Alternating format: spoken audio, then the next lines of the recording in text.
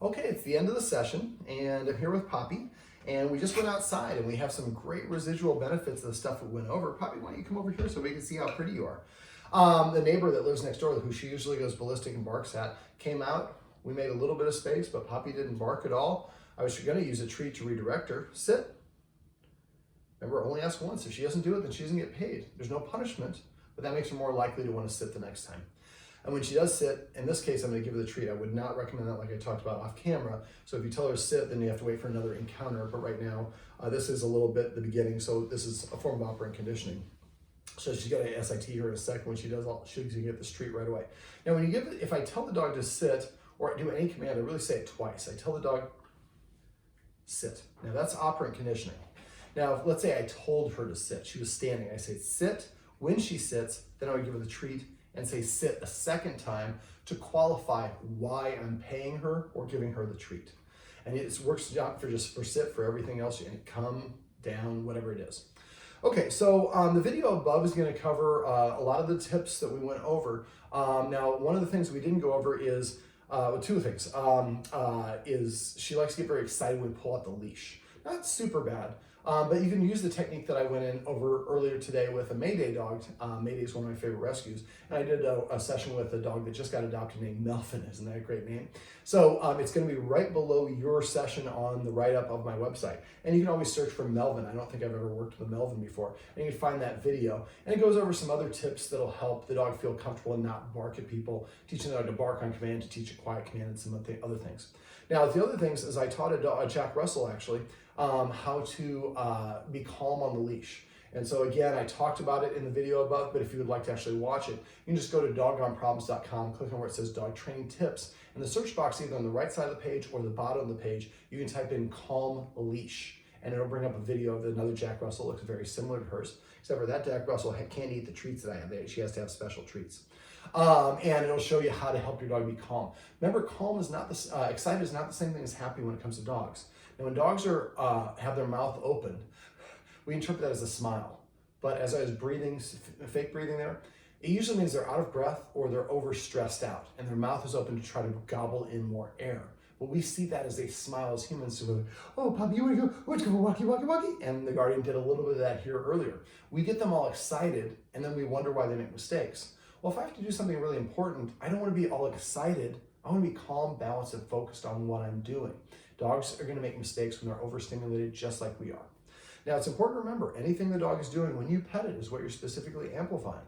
So if Poppy is nervous and I pet her, she's going to get more nervous, excited, happy, aggressive, whatever it is. Now, if she's nervous and I want to comfort her, I can lay my hand on her, and that is comforting as long as I'm not petting. But if she's reactive, the best thing to do is increase the distance between her and whatever it is. Now, I don't think we'll need to, but if we come back, I'd like to, if you just remind me, we'll go over, I can show you a focus exercise, which is a nice way to redirect her attention away from other things before she gets a chance to start reacting. But in the video above, we talked about the techniques on how to use counter conditioning to help the dog have a positive association. I want you to make a list of all of the situations and experiences that she reacts to. The type of people, maybe it's people of a certain ethnicity, certain body characteristic, tall, fat, moving fast, loud, whatever it is, and then find a friend who matches that. Anytime the dog doesn't behave the way we want, I look at that as an opportunity, sit, to recreate that situation where I control the elements. If you run out in the street and you run at a bald guy, sit. Again, I wouldn't recommend doing it like that, but that's passive training we're going to talk about in a minute. So if you run into a bald guy and she barks, okay, well then I got to find a friend who's bald or puts a bald wig on, and we recreate, and we're going to accidentally meet them a block away from the house. Now, the guardians have noticed she's a little bit more particular in and around the house, so you maybe meet a block or two away, so we're outside of her protection zone. Essentially, what we want to do is demote her so she no longer thinks it's her job to be in charge of security. Now, she normally would not be this close to a human, but the stuff that we went when I met her, as well as the stuff we covered in the video, and a lot of treats, has created a positive association with her. I've been here for almost 3 hours. I have not petted her once. I've given her a lot of treats. But remember, if I go to pet her and then she turns her head or backs away, that's her way of saying no. I'll show you right here. Poppy. So I go here, I stop. Now she engaged. And see how she took that step away. So I pulled my arm back and she sat down in close proximity. Normally the dog would keep moving farther away because you just try to touch me. But she kind of told me, yeah, you can do it. And then she changed her mind. And that is, women can change their mind. They do it all the time. Dogs can too. And so, but the more she feels that that happens, then she's empowered. I give a signal that I don't want it and it stops. She doesn't have to bark at them. That gives her confidence. So again, if she's any situation or characteristic that she doesn't like, how can I recreate that situation? How can I recreate that situation? Now at this point, this has been a long session. She's probably tired and overly taxed. Sit. And there's a little bit of somebody, neighbor walking up and down stairs. So again, add that to your list and systematically follow the instructions in the step above, video above. Now we talked about some things that we can do to set her up for success, like exercising her. I'm just gonna go over the highlights. Remember, message me if you forget any of those. So the doggy stairmaster, and again, from looking at your steps, if you could, I would get some sort of a zip tie and get a retractable leash and have it not locked, put it in the midpoint of that stairs, and talk to your neighbors, explain what's going on. And I would say, look, we're trying to get our dog more exercise, but it's your stairs. We would like to do this, but if it bothers you at all, that is 100% your prerogative, and we will respect you and not do it. So tell them, just be very, very passive, because otherwise you're kind of like, oh, you're a jerk by saying no. So give them an out and just say, if you have any qualms or there's any time you don't ever want us to do it, you tell us, and immediately, no questions asked, we'll stop. So I've worked with a lot of people whose dogs are barking and have problems, and the neighbors eventually do get a little bit frustrated. Even though they know you're working on it, it's still frustrating. You hear a dog barking. So if you're very passive about it, like, listen, this is what we like to do. The exercise will help diminish the barking, but we don't want you to be upset. And we also bought you some brownies. Brownies or little sweets like that really make a big difference. Now the dog's like, the neighbors are like, they're working on it. And the dog's running up and down the stairs, but it's not barking and disturbing me. I'll take the running. So if you zip tie it in the middle of the steps on that fence to the mesh, she can run to the top of the stairs and she can run to the bottom stairs. She's not going to get tangled up. She can't be off leash and it's an outdoor area. This way it's controlled, but she has the illusion of freedom. So remember, going up the stairs is a word that means go up north. Down the stairs, another word, preferably fun words. Remember, dogs can read facial expressions, so we want to use those fun command words. And always, not for the treat, not for this, but for any time you give a treat in the mouth first, hear the command word second, right after. I do this for petting. If this is her mouth, I say sit, and she sits, I would say sit. So I started petting her, then I said the command word. That adds a classical conditioned response to it, makes the command word a little bit more favorably looked at. Other things you do is get a snuffle mat on Amazon, S-N-U-F-F-L-E. Get one that's pretty, if you can see the bottom of it, it's not a good one. It looks like tassels that are just exploding out of it. You dump her food in there and she can eat out of that. Using the nose is physically draining. It's also stimulating and relaxing. The Omega Paw Treat Ball. It's that orange ball that I showed you that video of. It's another great one to do it. And when she nudges it, maybe say soccer every time she licks it up. And after a while, you can feed her and she plays soccer. And it takes 10 minutes for her to eat. She earns her food. She gets tired. It really, you have 3 or 4 benefits from something you're going to do anyways. Feed her twice a day? Once. I would feed her twice a day at least. Just like us, if I only eat once, get lower blood sugar, you get hungry. So I'd feed her in the morning and the evening. Normally, you feed her in the evening, I'm guessing. That's what dogs get used to, and then she probably won't want to eat in the morning. So what I do is start feeding her a small portion, maybe half of what you normally feed her in the evening, and then the next day, offer her a breakfast. And if she walks away, you can encourage her for a minute or two, but if she doesn't come over to eat it, dump the bowl empty, put the empty bowl back down. If you take the bowl away, she looks like she's taking away the food. I would do this and condition her to eat twice a day before you use the snuffle mat or the Omega Paw Treat Ball. And so if she doesn't eat breakfast, she does not get dinner the second when you do it. And then if she goes longer than 3 days, let me know. That usually means somebody in the house is cheating. When you get hungry enough, you'll eat anything. And so this gives you dominion over the food, which is a nice way to create a healthy lead, to augment a healthy leader-follower dynamic. Remember, whoever's feeding her should eat something first. 5 bites of a chip, cracker, carrot, nuts, or whatever it is, then she gets permission to eat. So that way she sees that you're eating in the privileged position. That gives you more rank or status. So you can also use the laser. Remember the laser, it took her a while to settle down. If she gets whining or whimpering, that would be not a good idea to do. The scent games is a great way to do it as well. Then when you're walking her, make sure to let her sniff. That's as long as it's safe to do so. I probably wouldn't let her go on the street like she just did, because that could be something nasty. Also, something a skateboarder or somebody comes by there, I would try to keep her on the sidewalk. But if she wants to stop and sniff, that burns energy. Now, when you're on a walk, make sure if somebody's coming towards you, remember front facing is confrontational, sideways is approachable. So if you're walking down the street and she gets stiff or pulls behind you, you look up and you see a dog approaching you, turn around and walk the other way or walk down this way to clear the path so that this person can path. We can increase in distance, always the best thing to do. And if you do it before the dog actually reacts, then she doesn't have to do it. You're listening to me and you're putting me in a position to succeed. Remember to use exercise before you have guests come over, before you practice the exercises we went over. Give her at least 10 minutes to recover before you actually have the person come to the door or whatever the case may be. Also, something else about exercise we're going to cover. It'll come back to me. All right, the next thing we talked about are rules and the importance of rules. A lot of us confuse a lack of rules as being nice, but for dogs, a lack of rules confuses them and thinking that they are in charge. Nobody's acting like a leader, so I have to do this, but you don't listen to me as humans. That stresses me out. When I'm stressed, that leads, that or frustrates them, that leads to stress, and that leads to the insecurity and the barking and the problems that you have. So the more that you enforce rules, the more dogs sees you acting like a leader. Remember, burning energy is a form of currency for dogs. If you're willing to stand up and go and enforce the rule, you really mean it. If you just keep on saying it, you really don't. So the first rule we talked about, not being allowed in the furniture. Remember to get those X mats if you want to do that, so that way you don't have to police it. One thing I forgot to go over, if a dog gets up here on the top of the couch, that has more authority than you. So when you leave, you might get like some tinfoil. You can put an X mat up here too, but you put a stretch of tinfoil. If dogs don't like the sensation of tinfoil, that'll keep her off here. Remember to use the 2 tricks that I showed you, throwing the treats on the dog bed. So throw 10 treats in a row. When one or more paws on the dog bed and she licks it up, she says Dieseldorf or whatever the name is. And a different name for both of them. And if she never goes in the other one, then you can just maybe donate that. And put a little post-it note on the wall. So I throw 10 treats, and every time she goes over and licks it up with one paw, I hear she goes the command word. Then I wait for her to be distracted looking that way, and I put a treat there right in the middle, and don't say anything to her. Wait for her to find it on her own. When she does, say the word. But again, she's discovering it. We're not directing her, telling her to. We're just creating a positive association. Third way, you could lead her over, put her in a sit or a lay down position, give her the treat, and then we'd say the command word for the dog bed. And if you have multiple dog beds, if you have one in the bedroom, that would have a different name. So that way you can have names for, and you could say, I want you to go to Panama or Dieseldorf. So she knows which way to go. And when you take away the furniture, she's probably going to be more likely to want to go there. Okay, so that's the first rule. The other one that I have, or I went over a couple, is you have to sit at the door. Remember, go to the door, say sit once. If she doesn't sit within 3 seconds, walk away, sit down, wait 1 minute, then go back and tell her.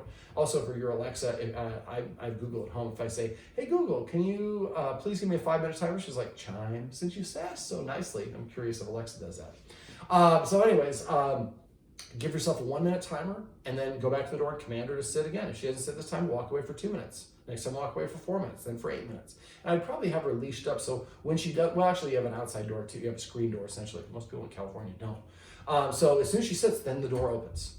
So sitting is what causes the door to open. Now, she already goes and sits there. When she goes there, you have to tell her to sit again. But when you ask her to sit, make sure she sits outside of the scope of where the door is going to open so she doesn't get up. We'd like her to stay seated the whole time the door opens. Then you walk through the door first and she follows you. Remember, for dogs, whoever's in front or goes out the door first is the leader.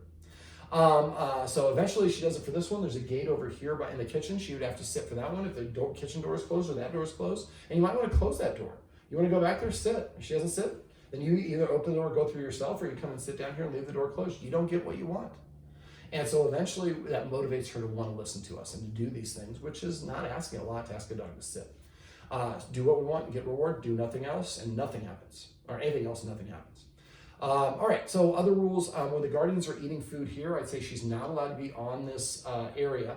And what I would do, I didn't go through this with you, but what I would do is if she's walking towards it, stand up. And if she continues to walk towards her kind of, I say running, but move towards her kind of quickly. And as soon as she gets off the carpet, we stop. Now your authority goes whatever direction your hips and shoulders are pointing. So if she comes over here and she's walking, if you just stand up suddenly and turn to face her, she's probably gonna take a step backwards. Remember, no more people food because that's going to train her to want to break that boundary, and that's going to confuse her, and it creates a lot of frustration because of the confusion. If you do want to give her some people food, chop it up, put it in the microwave, wait till the next day and give it to her, but I would recommend just kind of staying away from that. The only people foods I give my dogs are broccoli and carrots because they ward off 2 types of cancer in dogs. I give my dog carrots once a week. You have some interesting looking poop, but you don't really care about the poop. And then I take a broccoli floret and I demolish on top of the food once a month prophylactically to help ward off another type of cancer. Okay, so also shouldn't be allowed in the kitchen where we're preparing food, but the door is open and the same principle. So you walk towards the dog. Now, if you want to watch a video on how to establish an invisible boundary, again, go to doggone.problems.com, click on dog training tips, type invisible or invisible boundary, invisible line. Just invisible will probably give you several examples. I've done this with a lot of dogs. And now the dog practices staying outside the boundary on her own because you've told her, and she's tried multiple times. Remember, when she tries multiple times, she's not being naughty, she's learning.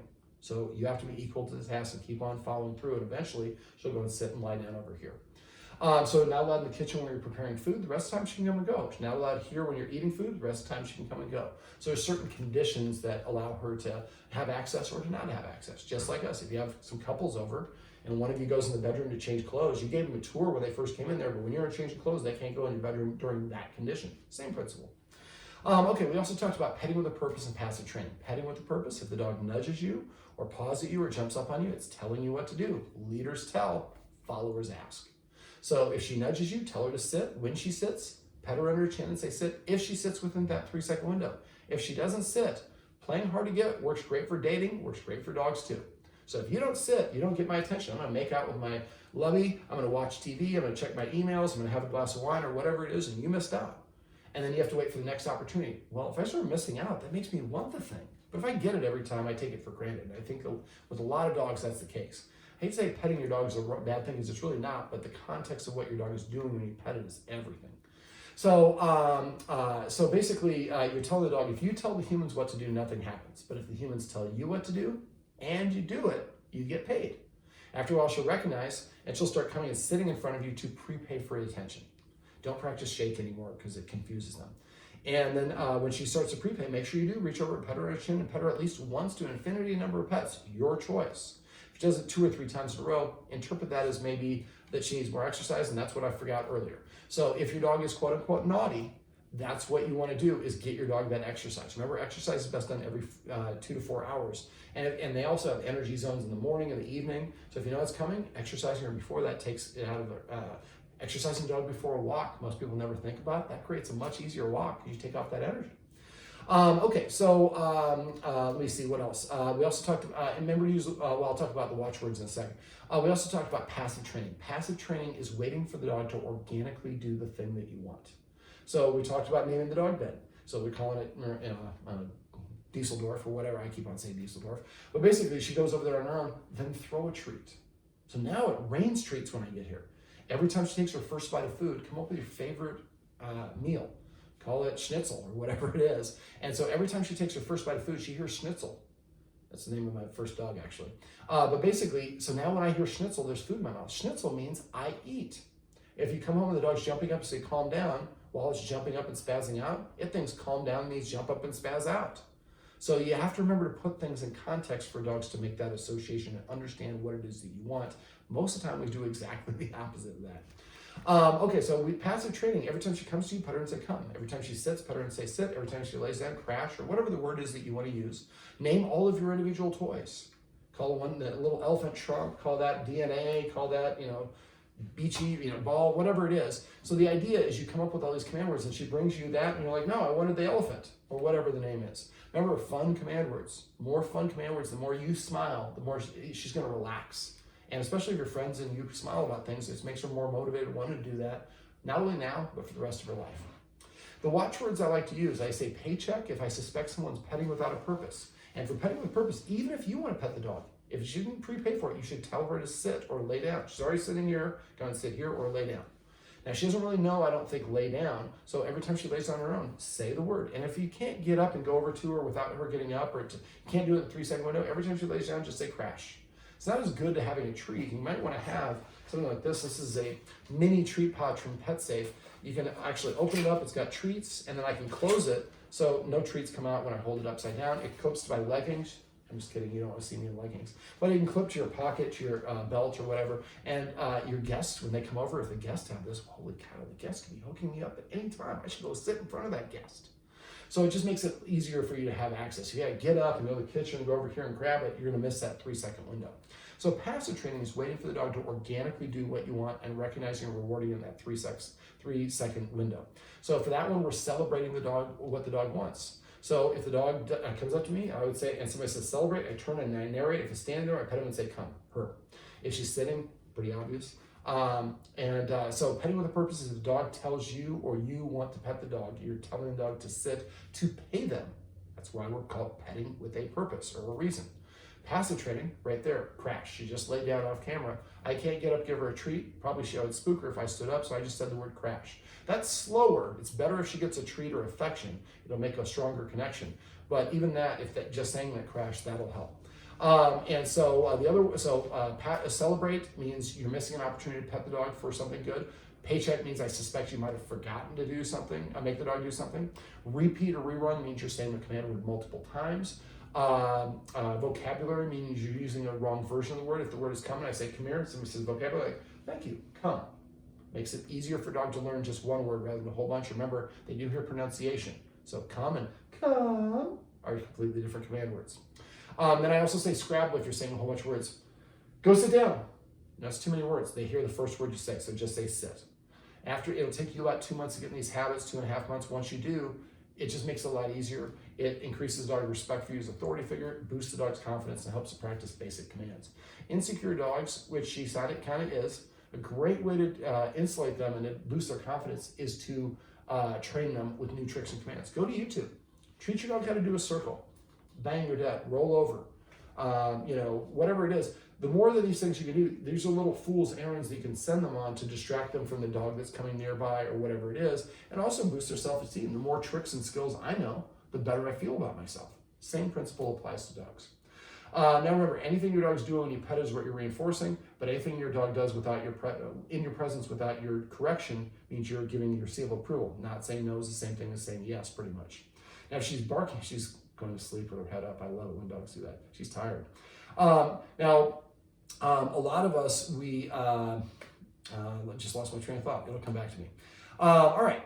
We also went over the exercises here. I have videos for that. Like I said, if you what I was going to say is remember they hear pronunciation, so don't over articulate. Just say it consistently, however you want to say it.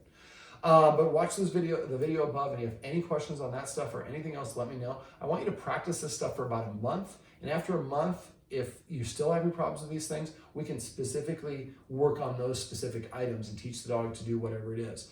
But if after a month things are going great, that's awesome. You can just give me a good referral or recommendation.